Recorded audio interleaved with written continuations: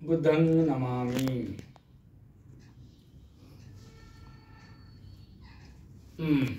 आज तुमच्या बाळाचे 6 महिने पूर्ण झाले, त्या निमित्तानं बंधूंना आमंत्रित केलं, भोजनदान दिलं, खूप चांगली गोष्ट आहे। तर छोटं बाळ आहे 6 महिन्याचं, तर मुलांवर संगोपन कसं करावं या विषयावर मी सांगत आहे। सर्वांनी नीट लक्ष देऊन ऐकायचे। आजकाल अनेक आई वडिलांच्या तक्रारी येतात, अनेक आई वडील विहारातून आमच्या समोर बसून रडतात आणि पाहतोच आपण सगळीकडे, मुलं बिघडली, मुली बिघडली, वाईट मार्गावर गेली, अनेक आई वडिलांच्या तक्रारी। तर का बिघडतात मुलं मुली? जे आई वडील आमच्या समोरून रडतात, मुलं मुली बिघडली, ऐकत नाहीत, त्रास देतात, वाईट मार्गावर गेले असं म्हणतात, त्या आई वडिलांना विचारतो मी, काय वय आहे तुमच्या मुलाचं मुलीचं? तर कोणी सांगतं मोठे मुलं, तरुण मुलं मुली, ठीक आहे, पण काय काय सांगतात की छोटे 5, 6, 7, 8 वर्षाचे मुलं मुली पण ऐकत, इतकं त्रास देतात, अजिबात ऐकत नाहीत म्हणतात। कोणी कोणी म्हणतात की 10-12 वर्षाचे आहेत, मुलाचं वय 10 वर्ष, 12 वर्ष, कोणी म्हणतं 15 वर्ष, 18 वर्ष, 20 वर्ष, 22 वर्ष, 25 वर्ष, किशोर वयीन, तरुण वयीन, आणि कोणी कोणी म्हणते की आमच्या मुलाचं वय 30 वर्ष, 40 वर्ष, 50 वर्ष असं पण सांगतात। मुलगा दारू पिऊन येतो, मारतो आम्हाला, तरुण मुलगा 20, 25, 30, 35, 40 वर्षाचा दारू पिऊन मारतो, अनेक आई वडील असं पण म्हणतात।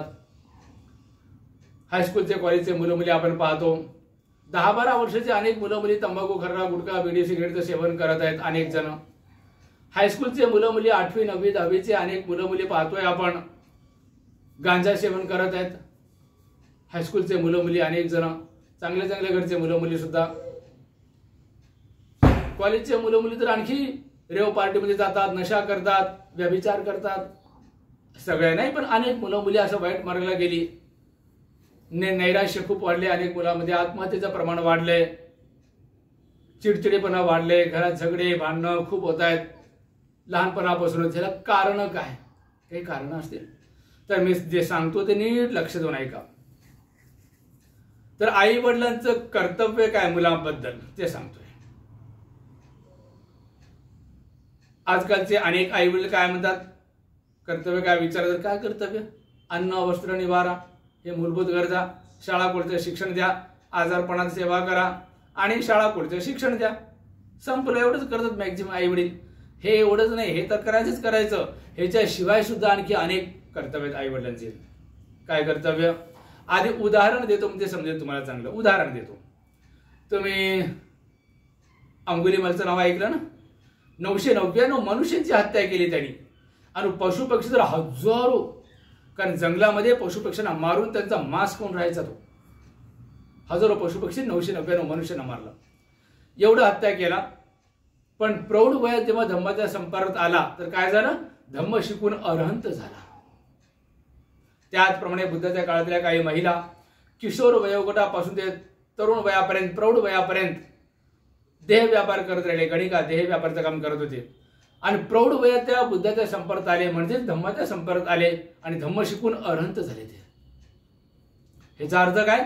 त्यांची अरहंत होण्याची क्षमता होती, अंगुलीमालची अरहंत होण्याची क्षमता होती, त्या गणिकांची अरहंत होण्याची क्षमता होती, पण त्यांना योग्य मार्ग नाही भेटला, लहानपणापासून चुकीचा मार्ग भेटला आणि ते डाकू झाला, अंगुलीमाल हत्यारा झाला, आणि त्या महिला गणिका देह व्यापारी गणिका झाल्या।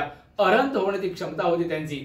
अरहंत होणं सोपी गोष्ट नाही, अनेक कल्पांचा पुण्यपारमिताचा संग्रह पाहिजे, अनेक कल्पांचा, इतकं पुण्यपारमिता त्यांचं होतं, अनेक कल्पांचा अरहंत होण्याची क्षमता, तरी पण चुकीच्या मार्गाला गेले। याचा अर्थ काय? योग्य मार्गदर्शक, योग्य कल्याण मित्र, योग्य मार्गदर्शक, योग्य मार्गदर्शन नाही भेटलं तर ज्यांची अरहंत होण्याची क्षमता आहे ते सुद्धा बिघडू शकतात, वाईट मार्गाला जाऊ शकतात। आपले मुलं मुली बिघडली तर त्यात काय आश्चर्य? काही आश्चर्य नाही। अरहंत होण्याची ज्यांची क्षमता ते सुद्धा बिघडू शकतात। एक आणखी उदाहरण, तुम्ही सर्कस पाहिलात ना? सर्कसमध्ये अनेक पशु पक्षी, आणि आता मी ऐकलो, मला कोणीतरी सांगितलं की सर्कसमध्ये आता ते वाघ, सिंह, हत्ती वगैरे नाहीयेत आता सध्या, पूर्वी होते म्हणून, जे काय असेल ते, पण पूर्वी तर होते ना, आपण पाहिलो आपल्या डोळ्यानं। हत्ती सर्कसमध्ये शंकराच्या पिंडीची पूजा करते, पाणी टाकते, दूध टाकते, पुन्हा पाणी टाकते, फुलं टाकते वगैरे वगैरे, है ना? हत्ती सोनेत ब्रश पकडून चित्र काढते, बघितलं आपण आपल्या डोळ्यानं। हत्ती फुटबॉल खेळते पायानी, सोंडेत हँडल पकडून समोरच्या 2 पायाने ते पॅडल फिरवते, पॅडल मारते, चपटी रक्षा चौकोनी चपटी गाडी. वाघ सिंह 2 पायावर उभे राहतात, आगीच्या चक्रातून उडी मारतात, स्टूलवर उभे टाकतात, अनेक प्रकारचे खेळ करून दाखवतात. इतर प्राणी सुद्धा लहानपणापासून त्या सर्कस मधल्या वाघासिंहाकडून खेळ कोण करून घेतं? सर्कसचा मास्टर. त्या सर्कसच्या मास्टरला म्हणा, आता आमच्यासोबत जंगलात चल, जंगलातल्या वाघासिंहाकडून खेळ करून दाखवू शकेल का आई? जंगलातले प्राणी फाडून खाली त्या मास्टरला. बरोबर आहे ना बाबा? असं का? कारण सर्कस मधल्या वाघासिंहांना, हत्ती असो कोणते पण प्राणी असो, त्यांना लहानपणापासून ट्रेनिंग मिळाली म्हणून ते सुधारली, आणि जंगलातल्या वाघासिंहांना ट्रेनिंग नाही मिळाली म्हणून ते जंगलीच राहिली. बरोबर आहे ना? पोलिसांचे कुत्रे गुन्हेगार शोधून काढा, बॉम्ब शोधून काढा. त्या पोलिसांना म्हणा, हे रस्त्यावरचे भटके कुत्रे आहेत ना, या कुत्र्यांना सोबत घ्या, या कुत्र्यांच्या मदतीने गुन्हेगारांचा शोध लावू शकेल का? नाही लावणार. का? कारण पोलिसांचे जे कुत्रे आहेत त्यांना लहानपणापासून ट्रेनिंग देण्यात आली म्हणून त्यांच्याकडून योग्य ते काम करून घेतात. बरे रस्त्यावरचे भटके कुत्र्यांना त्यांना काही ट्रेनिंग मिळाली नाही म्हणून ती जंगलीच राहिली. युद्धामध्ये हत्ती घोडे वापरत होते पूर्वीच्या काळी. वजनदार वस्तू इकडून तिकडे नेण्यासाठी हत्तीचा वापर करत होते. आज तर ट्रक आहे, क्रेन आहे वगैरे वगैरे, पण पूर्वी हत्तीचा सहाय्याने नेत होते. युद्धामध्ये हत्ती घोडे वापरायचे. ते हत्ती घोडे आपल्या सैनिकांना मदत करतात आणि इतर सैनिकांना, शत्रू सैनिकांना ते पण मारतात. त्या हत्ती घोडे, याचा अर्थ काय? लहान आणि घरी पाळलेले कुत्रे सुद्धा आपण जसे शिकवलं तसं करतात, घरी पाळलेले कुत्रे. त्याचप्रमाणे पक्षी. आज तर इंटरनेट आहे, पोस्ट ऑफिस आहे, पण पूर्वीच्या काळी इंटरनेट नव्हतं, पोस्ट ऑफिसच्या अगोदर लोक पत्र लिहून कबूतरकडे देत होते आणि जिथे नेऊन ते सांगत होते तिथे ते पत्र कबूतर नेऊन देत होतं. आजही ऐकतो आपण, जासूसी कबूतर, यांनी सोडलं त्यांनी सोडलं, पाकिस्तान सोडलं, कधी कधी पेपरमध्ये बातमी येतं. तर पक्षी सुद्धा आपण जे पत्र दिलं, कबूतर ज्या ठिकाणी ऐकलं असेल तर पत्र नेऊन देते. ह्याचा अर्थ काय? लहानपणापासून योग्य ट्रेनिंग मिळाली तर जंगली जनावर सुधारत. वाघ, सिंह, हत्ती, गेंडा, अस्वल, माकडं. ते पूर्वी ते माकडवाला येत होता ना, गल्लीला गल्लोगल्ली ते मदारीवाला खेळ करून दाखवत होता. आपल्या डोळ्यावर पाहिलं ना. म्हणजे लहानपणापासून ट्रेनिंग दिली तर जंगली जनावर सुधारतात, पाळीव प्राणी सुधारतात, पक्षी सुधारतात. वाघ, सिंह, हत्ती, गेंडा, अस्वल हे हिंस्र प्राणी सुद्धा सुधारतात. पाळीव प्राणी घोडे असो, कुत्रे पाळीव प्राणी ते सुधारतात, माकडं सुधारतात, पक्षी सुधारते. हे 2 वाक्य नीट लक्षात ठेवा. लहानपणापासून योग्य ट्रेनिंग, योग्य मार्गदर्शन मिळालं तर जंगली जनावर सुधारतात, पाळीव प्राणी सुधारतात, पक्षी सुधारतात.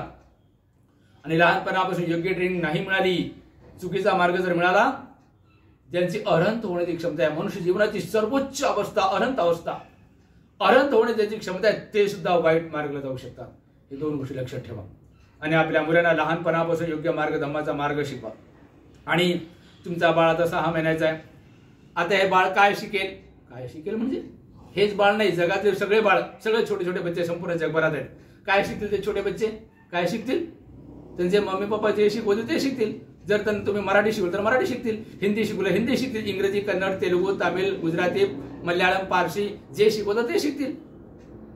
जे शिकवलं ते शिकतील. पोहायला शिकवलं पोहायला शिकतील, कराटे शिकवलं कराटे शिकतील, शिक्षण गेलं शिक्षण शिकतील, भांड्याला शिकवलं भांड्याला शिकतील, कॅम्प्युटर शिकवलं कॅम्प्युटर शिकतील, सायकल शिकवलं ड्रायव्हिंग शिकवलं, जे शिकवताल ते शिकतील. कराटे शिकवलं कराटे, क्रिकेट शिकवलं क्रिकेट, तुम्ही जे शिकवताल ते शिकतील. धम्म शिकवलं तर धम्म शिकतील. तर मुलांना काय शिकायचं तुमच्यावर डिपेंड आहे. धम्म शिकवलं तर कल्याण. बाकी शाळा कॉलेज शिकवतो आपण, बाकीचे काही कला शिकवलात, टेम्पररी कल्याण आहे, लिमिटेड कल्याण आहे, काही प्रमाणात कल्याण आहे. पण जर मुलांना धम्म शिकवलं, शाळा कॉलेज शिक्षण तर आवश्यक आहेच आहे, पण इतर कला सुद्धा शिकवा. एकही कला मुलाला येत नाही असं नाही. हे शिकवा ते शिकवा ते शिकवा ते शिकवा, पोहायला शिकवा, कराटे शिकवा, चित्रकला शिकवा, ड्रायव्हिंग शिकवा, सगळं शिकवा. शाळा कॉलेज शिक्षण तर अत्यंत आवश्यक आहे, पण फक्त तेवढ्यावर नाही. शाळा कॉलेज शिक्षण तर आवश्यक आहे, त्याच्यापेक्षा जास्त आवश्यक आहे आर्य अष्टांगिक मार्ग. मुलांना जे शिकवतात ते शिकतील, जसे वातावरण राहील तसं बनतील. आणि बाबासाहेबांनी काय स्वप्न बघितलं? बोधिसत्व. संपूर्ण भारत बुद्धमय धम्ममय त्यांचं स्वप्न होतं. बाबासाहेबांनी जर खूप काही केलं ठीक आहे, पण आपण कमीत कमी आपलं घर तरी बुद्धमय धम्ममय करू शकतो, एवढं तरी प्रयत्न करायचा. पण काही काही ठिकाणी लोक म्हणतात नाही बंदी, आमचं घर बुद्धमय होऊ शकत नाही म्हणतात. आमच्या घरात तो नवरा तसा, ते बायको तशी, ते सासू तशी, ते सून तसे, ते पोरग तसं, ते पोरगी तशी, तक्रारीच करतात अनेक जण. बरं बाबा ठीक आहे, तुमच्या घरातले लोक जरी बरोबर नसलं तू स्वतः तरी बुद्धमय करू शकतो ना. स्वतःला तरी धम्ममय करा ना, इथं काय अडचण आली?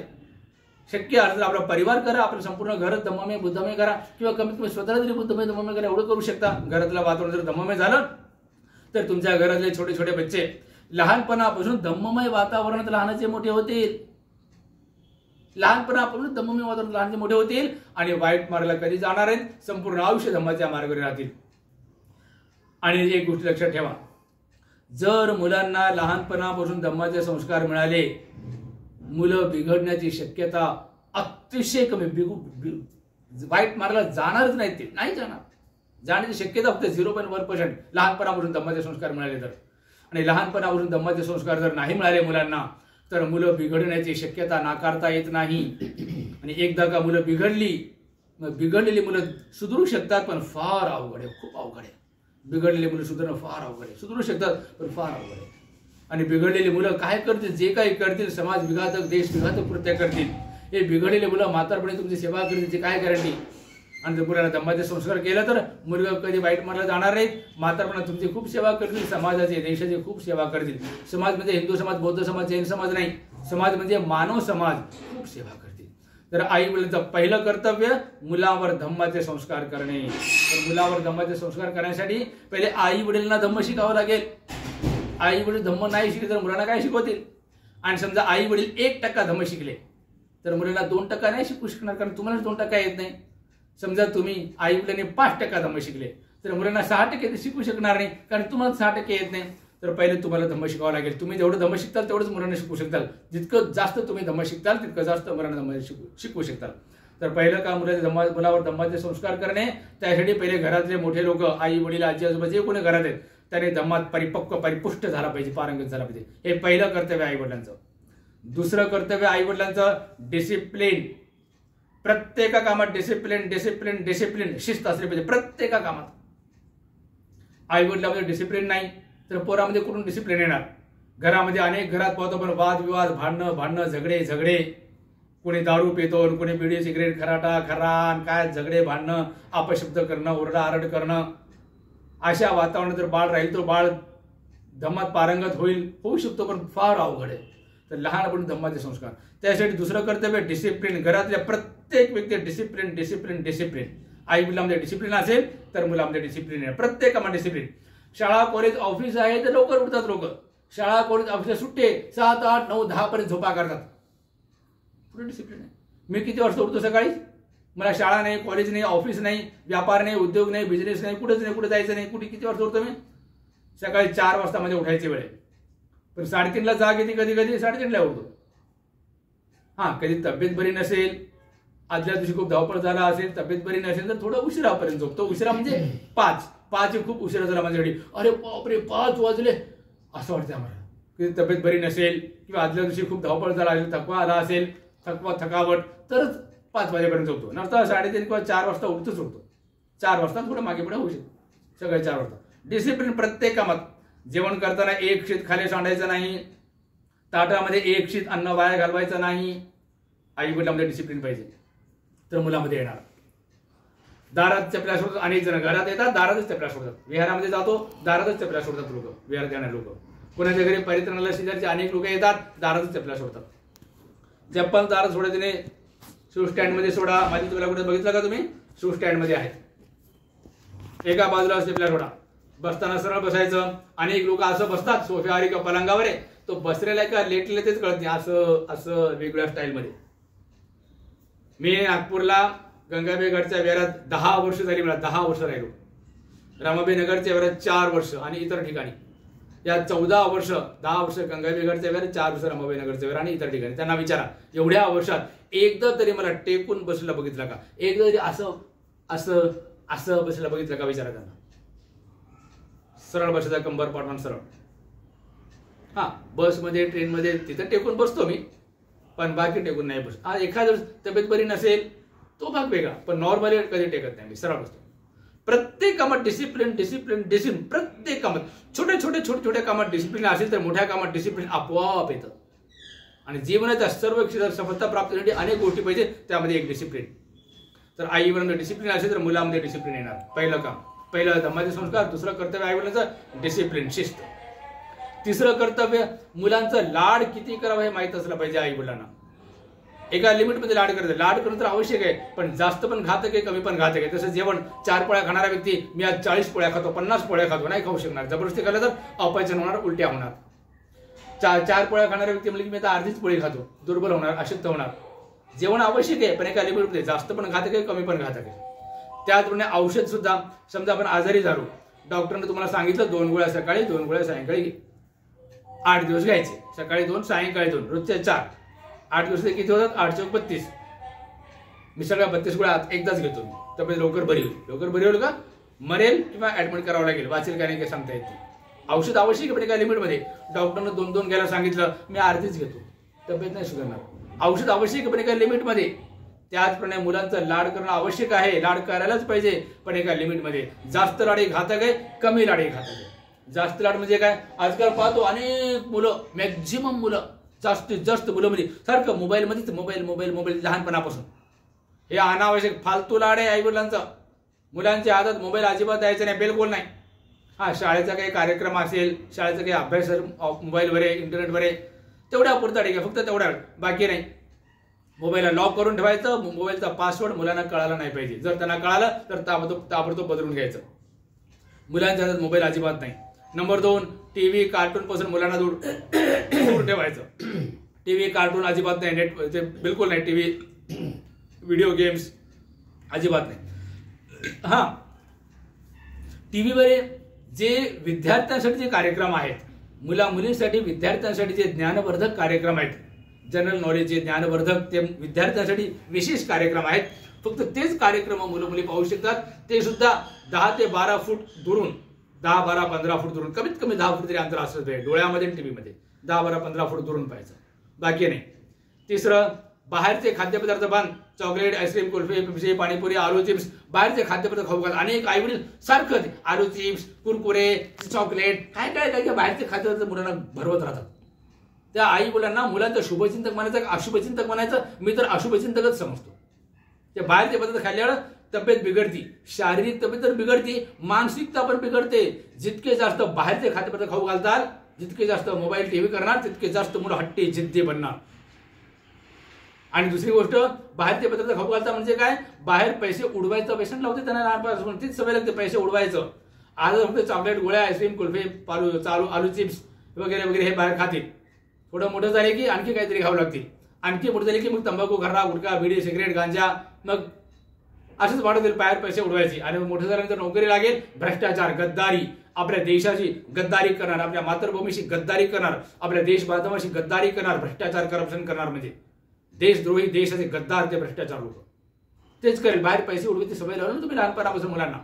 तर मुलांना पैसे जमा करायचं, पैसे हातात आले जमा करा. 1 पैसा बाहेर खर्च करायचा नाही, जमा करा, जमा करा, जमा करा.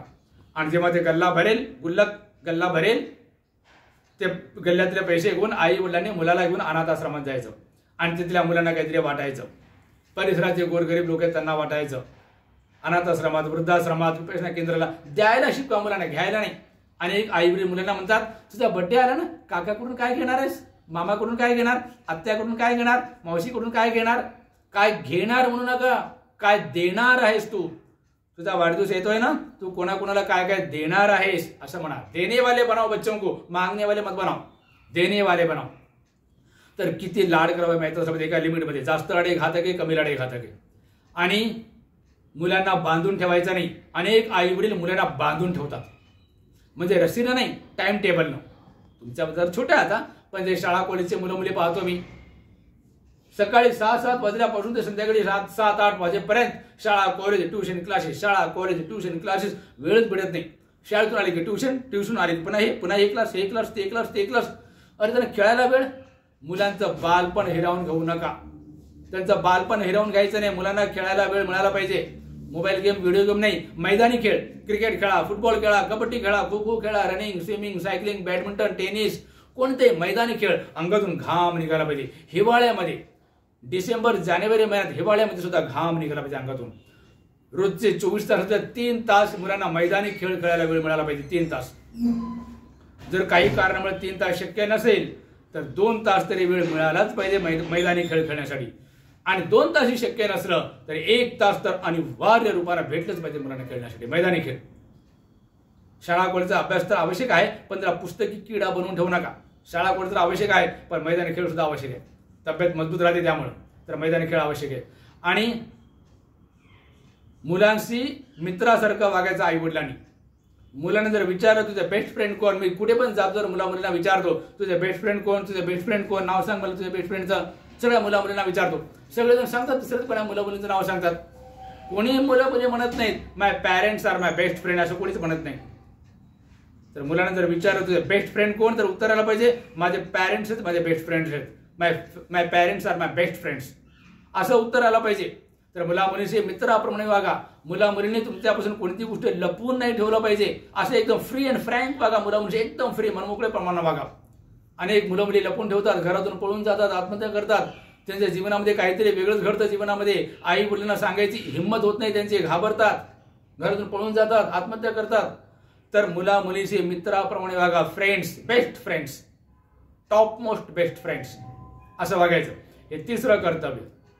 4थं कर्तव्य, मुलांना शाळेमध्ये शाळेचा पाठ्यक्रम शिकवतील, पण त्याला बुद्ध कोण शिकवणार आहे, कबीर कोण शिकवणार आहे, आंबेडकर कोण शिकवणार आहे, आणि अनेक महापुरुष झाले आपल्या देशात, महान नारी झाले, ते कोण शिकवणार. तर घरामध्ये महापुरुषांचं साहित्य आणून ठेवा. ओरिजिनल साहित्य, आज भेसळ खूप होत आहे. ओरिजिनल साहित्य, बुद्धवाणी आणि इतर साहित्य ओरिजिनल रूपात आणून ठेवा आणि मुलांना शिकवा. जसं आज माझ्यासमोर तुम्ही बसलात ना, आपल्या मुला मुलींना घेऊन रोजचा अर्धा तास तरी बसायचं घेऊन. आता तुमचा बाळ जर छोटा आहे 6 महिन्याचा, पण जसं थोडे मोठे होतील, नर्सरी बालवाडीमध्ये जाऊ लागतील, कमीत कमी अर्धा तास तरी मुलांना घेऊन बसायचं आपल्या समोर आई वडिलांनी. आणि बुद्ध, महावीर, सगळे कबीर, गुरु नानक वगैरे वगैरे जेवढे साधू, कोणी पण आता आपल्या देशात अनेक परंपरेचे लोक आहेत. कोणी बुद्धाला म्हणतं, कोणी महावीराला म्हणतं, कोणी कृष्णाला म्हणतं, कोणी कोणाला म्हणतं, कोणी कोणाला म्हणतं, कोणाही परंपरेचे लोक असो. मुलांना सद्गुणशील सदाचार शिकवा. कोणाही परंपरेचे लोक असो, शील सदाचार, मोरॅलिटी, हत्या करायचं नाही, चोरी करायचं नाही, खोटं बोलायचं नाही, नशा करायचं नाही, व्यभिचार करायचं नाही. ह्याला कोणाचं काही घेण्याचं नाही. हिंदू असो, बौद्ध असो, जैन असो, शीख असो, ख्रिश्चन असो, पारशी असो, कोणी असो, शील सदाचार सगळ्यांना मान्य आहे. शिकवा आपल्या मुला मुलींना. कोणाही परंपरेचे लोक असो, कोणाची नाव शिका, बुद्धाच्या, कबीराच्या, कृष्णाच्या, मोहम्मद पैगंबरच्या, कोणाचे आपल्या परंपरेचे लोक, ते शिकवा. मुलांना शील सदाचार शिकवा. नंबर 2, मनावर ताबा, मनाचे मालक, लोकांची सेवा करा, दान करा, हे शिकवा. सत्कर्म करायला शिकवा, हे सगळं शिकवायचं. त्याला दान, शील, साधना आणि मंगलमंत्री, जगातल्या सर्व प्राण्याबद्दल मंगलमंत्री, हे शिकवा. तर पाठ्यक्रम, शाळेचा पाठ्यक्रम शाळेत शिकवतात, तर महापुरुषांची वाणी घरात आणा, साहित्य, आणि कमीत कमी अर्धा तास तरी मुलांना घेऊन बसायचं. छोटे मुले तर 15 मिनिटं तरी घेऊन बसायचं, थोडे मोठे तर अर्धा तास तरी घेऊन बसायचं, आणि महापुरुष शिकवण त्यांना शिकवायची. हे 4थं कर्तव्य. आणि 5वं कर्तव्य, वाईट गोष्टीबद्दल घृणा उत्पन्न करा. घृणा उत्पन्न करा. वाईट माणूस ते जाणारच नाहीत. एक उदाहरण, समजा तुमचे कोणी मित्रमैत्रिणी, परिचित, शेजारी, नातेवाईक, तुमच्या ऑफिसमध्ये काम करणारे कोणी जैन असेल, गुजराती असतील, मारवाडी असतील, ब्राह्मण असतील, शुद्ध शाकाहारी, तुमच्या ऑफिसमध्ये कोणी, तुमच्या मित्रांपैकी कोणी, शेजाऱ्यांपैकी कोणी, त्यांना म्हणा संध्याकाळच्या वेळेस जरा फिरून येऊ असं, आणि फिरायला निघा, जाऊन तिथपर्यंत जाऊन, आणि अशा रस्त्याने निघा, तिथं चिकन मटनचे दुकान आहेत. ते चिकन मटनचे दुकानं पाहून तुमचे ते मित्र, ते गुजराती, मारवाडी, राजस्थानी, ब्राह्मण, जैन, जे लहानपणापासून शुद्ध शाकाहारी आहेत, ते पाहून त्यांना उलट्या करतात. अरे बापरे, घाण. आणि 2-3 दिवस जेवण करू शकणारे लोक दुखेल त्यांचं, घाण घाण घाण. आणि जे लोक चिकन मटन खातात त्याच्या तोंडाला पाणी सुटेल. आता मी फक्त चिकन मटन शब्द जरी उच्चार जरी कदाचित तुमच्यापैकी कोणाच्या तोंडाला पाणी सुटलं असेल. असं का बरं? दोघांनी एकच दृश्य बघितलं, एक जण घाण घाण म्हणतो, उलट्या करतो, आणि दुसरा छान छान तोंडाला पाणी सुटतं. असं का? आई पण ते शिकवण. तुमच्या आई वडिलांनी तुम्हाला हेच शिकवलं लहानपणापासून, चिकन मटन मच्छी छान छान छान. आणि त्यांच्या आई वडिलांनी काय शिकवलं? चिकन मटन मच्छी घाण घाण घाण. एक उदाहरण दिलं. तर लहानपणापासून सगळ्या प्रकारच्या वाईट गोष्टीचं घृणा उत्पन्न करा. आणि जातीचं विष पेरू नका मुलांच्या मनात. आजकाल छोट्या छोट्या मुलांच्या मनात विष. आता अनेक विहारामध्ये, ज्या विहारात मी राहायला जातो तिथं मुलांचे शिबिरं घेतो मी, मुलांचा रोज धम्म क्लास घेतो, धम्म वर्ग घेतो मी. कोणाही विहार, वर्षावर्षाला अनेक विहार लोक बोलवतात. तर परिसरातल्या मुला मुलींना बोलवतो, सगळे आई वडील पाठवतो मुला मुलींना, तिथे आनापान साधना वगैरे वगैरे चालू राहतं.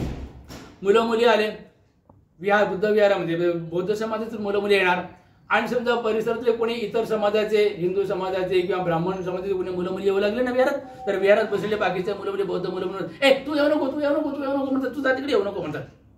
मी तर अरे का रे, त्याला का नाही येऊ नको म्हणतो, ये रे बाळा ये, त्याला काय येऊ नको म्हणतो. अहो भंतीजी, तो आपला नाही, तो ब्राह्मण आहे. मुलांच्या म्हणून लहानपणापासून जागता कशाला भरताय तुम्ही? माणुसकी शिकवा, प्रेम, करुणा, सद्भावना शिकवा. मी त्या मुलांना बरोबर ये रे बाळा ये, काही बस माझ्यापेक्षा बस म्हणतो. त्यांचे आईवडील त्यांना पाठवत आहेत. जे इतर समाजाचे काही लोक, सगळे नाही, काही लोक आपल्या मुलांना पाठवतात विहाराचे, विपन्यासवीर केलेले आहेत इतर समाजाचे, ब्राह्मण सुद्धा कोणी असो. पण हे मुलं नाही. काही ठिकाणी पाहतो तुम्ही, छोटी छोटी मुलं सुद्धा त्या जातीचे लोक तसे, त्या जातीचे लोक तसे बोलतात. विष करू नका. माणुसकी 22 प्रतिज्ञापैकी एक प्रतिज्ञा आहे, सर्व मनुष्य समान आहेत असं मी मानतो. सर्व मनुष्य समान आहेत, तर भेदभाव नाही, जातीयता नाही. जे मुलं मुली सद्गुणी आहेत त्यांच्याशी फ्रेंडशिप करा, मुला मुलींना सांगायचं. जे दुर्गुण आहेत त्यांच्याशी फ्रेंडशिप करू नका, कोणाही जातीचं असो. तर मुला मुली सांगायचं, चांगलं सद्गुणी मुला मुलीशी फ्रेंडशिप करायचं. तर लहान अशा आणखी पुष्कळ गोष्टी आहेत. तर लहानपणापासून मुलांना धम्म शिकवा. धम्मवान मुलींची मैत्री करायचं. असं करून तुम्ही केलं तर मुलं मुली कधी वाईट म्हणा जाणार नाहीत. हे नीट लक्षात ठेवा. असं करा. तुम्ही धम्म शिका, मुलांना धम्म शिकवा. लहानपणी मुलं आहेत, मुलं बाजूला आता छोटा बाळ आहे तुमच्याकडे, त्याला हे रोज दृश्य पाहिलं पाहिजे, दिसलं पाहिजे छोट्या बाळाला की घरातले सगळेजण ध्यान करत आहेत, आजी आजोबा ध्यान करत आहेत, मम्मी पप्पा ध्यान करत आहेत. हे दृश्य त्याला लहानपणापासून पाहायला भेटू द्या. म्हणजे तो मोठं होऊन धम्म विरोधी मार्गावर जाणार नाही. आज पाहतो पण अनेक जण विपश्यना विरोधी लोक पुष्कळ आहेत, खूप मोठ्या संख्येत. तर तो विपश्यना विरोधी होणार नाही. आणि विरोधी लोक किती तिचे कानापर्यंत प्रयत्न केले मोठे झाल्यावर, तर तो त्या मार्गावर जाणार नाही, विरोधकांच्या भविष्यामध्ये येणार नाही.